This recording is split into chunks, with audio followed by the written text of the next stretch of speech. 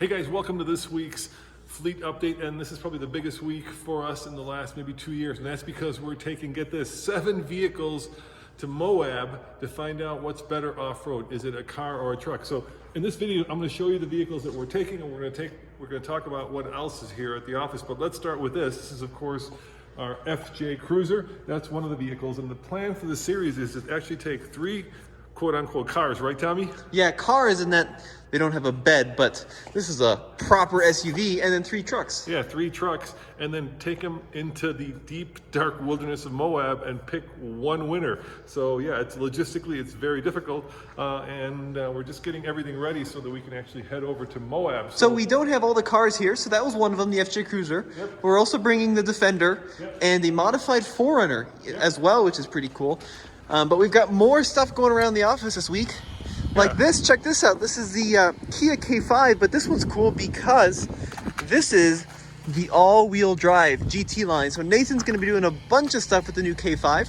Yeah, he's going to be doing a lot of the car reviews while Tommy, myself, and Andre head over to Moab to do the off-roading. So let's show them what vehicles we're going to be off-roading. And there are 2, Tommy. Why don't you give them a walk around? Yeah, so we've got our Ford F-150 Raptor, the 2020 Raptor. This is a proper desert truck. But what's next to it is going to be an interesting comparison. This is the Jackal. This is a Silverado that a company called Pax Power has supercharged. They have lifted, they've put on these insane King shocks, of course, the big bumper here. Chevy doesn't build a competitor to the Raptor, so these two are going to go head-to-head along with, no, not that. Definitely not that, but the new TRX there. Yeah, we've got the new TRX, so that's going to be the truck contingency of the off-road video. So it's going to be first TRX versus Jackal versus Raptor, and then we're going to pick a winner from those, and then we're going to do Defender versus, we've got a really cool 4Runner that's lifted by our friends at Toy Tech coming with a supercharger, and then of course the Defender, and then we're gonna pick a winner from that, and then we're gonna pick which of those winners is the best off-roader. So the idea is, what's the best off-roader? Car versus truck?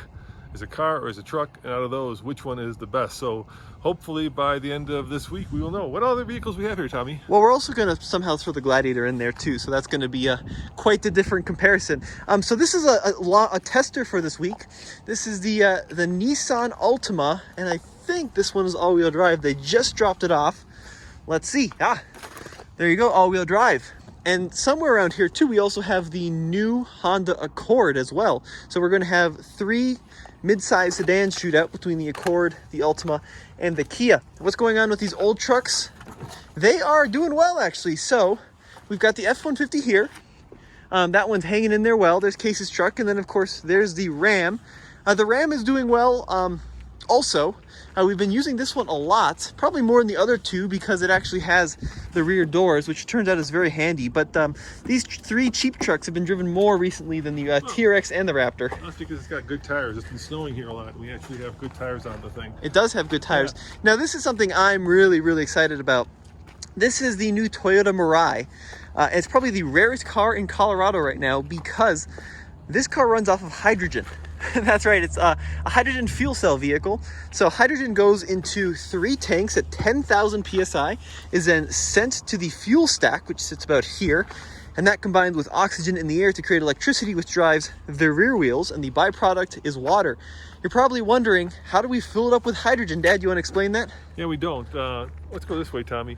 Toyota was kind enough to actually send it to us full of hydrogen, because right now the only place in Colorado that you can actually get hydrogen is not available to the public, which is crazy, right? And when we say send, like literally showed up on a truck. Yeah, they didn't drive it here, but they were kind enough to actually lend it to us with a full tank of hydrogen, and then we're going to ship it back to California, because if you want a hydrogen car, really only Los Angeles and San Francisco are where you could get it. But Tommy, I got to tell you, I am super excited about this week going to Moab, comparing all these different vehicles and seeing which is the best off-roader.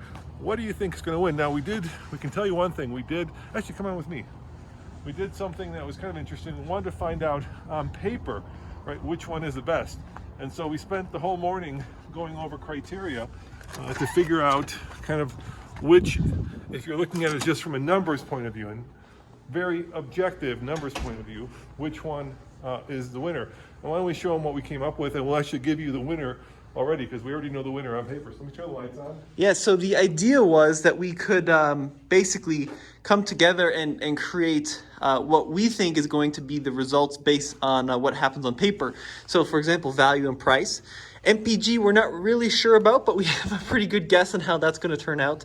The 400's last because it's supercharged and lifted with big tires. Let's show them what we got. So value and price, that's pretty straightforward, right? So, each one gets a point. Each one gets points based on where they fall, right? So the cheapest of them is the FJ because we bought that for $33,000, so that gets 6 points. The next cheapest is the Gladiator, $70,000 with the mods.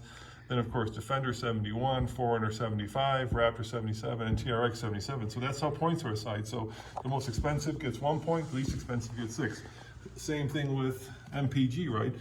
So on paper, at least, if you look at what the EPA says, the Defender gets the best fuel economy, then the Raptor, then the Gladiator, then the FJ, then the TRX. And we're kind of guessing at this because, once again, it's lifted with a supercharger, but I think that's pretty much right.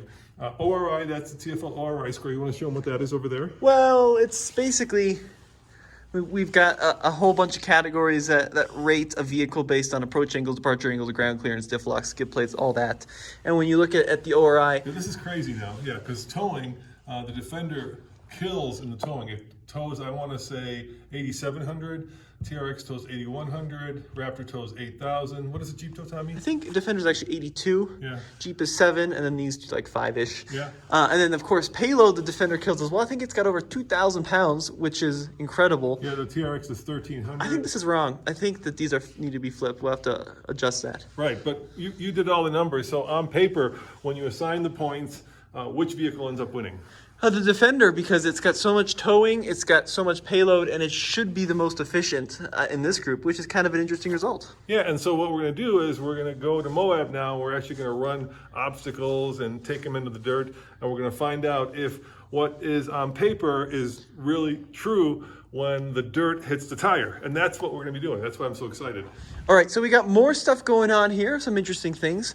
So Alex is in his little editing bay right now. There he is. He's editing away a new Harley video. Yeah, why don't you show him, because it'll be up pretty soon. Can you pull it up, Alex? Yep. So this is the new Harley adventure bike, right? Yeah, this is the new Pan America right there. Look at that. It's Let's pretty get you cool. a cooler one. The orange is the cool one.